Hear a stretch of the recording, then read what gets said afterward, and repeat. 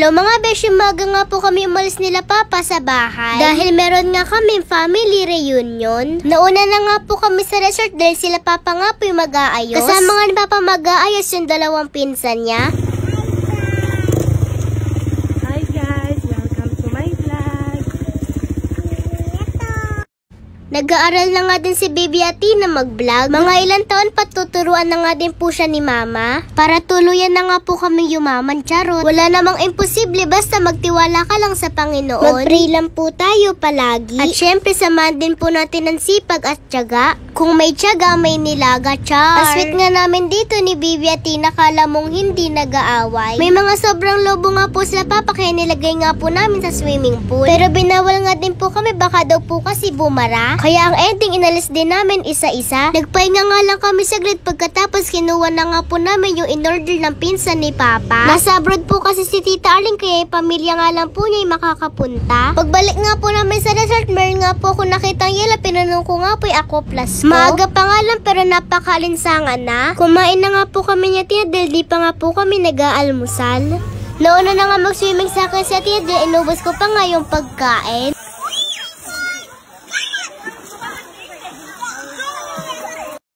Pagkatapos ko nga kumain, pumunta na nga din ako sa swimming pool. Marami na nga din tao, mga kamag-anak ng Papa ko. Mamaya pa nga sana ako magsiswimming pero nakita ko ay mga bata kaya nainggit ako.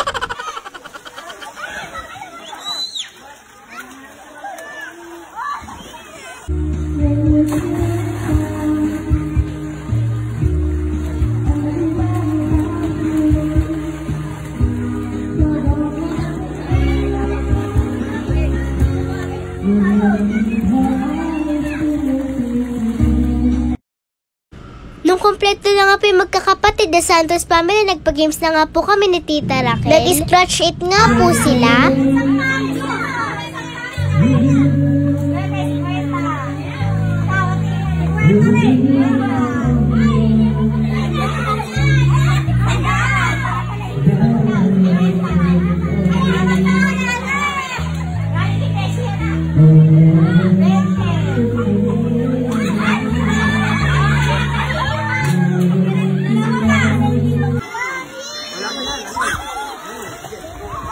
Tina!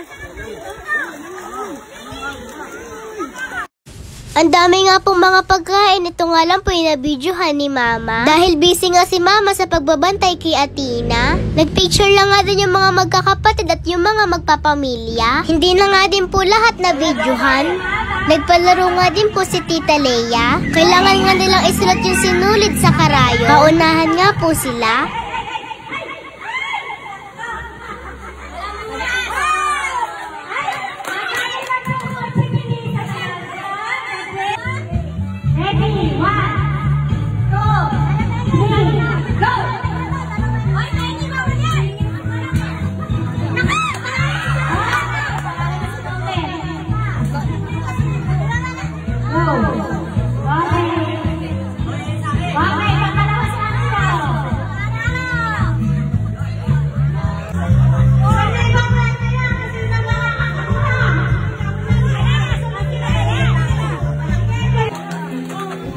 Nagpalaro nga din po sa mga bata si Tita Raquel, sumali nga po kami.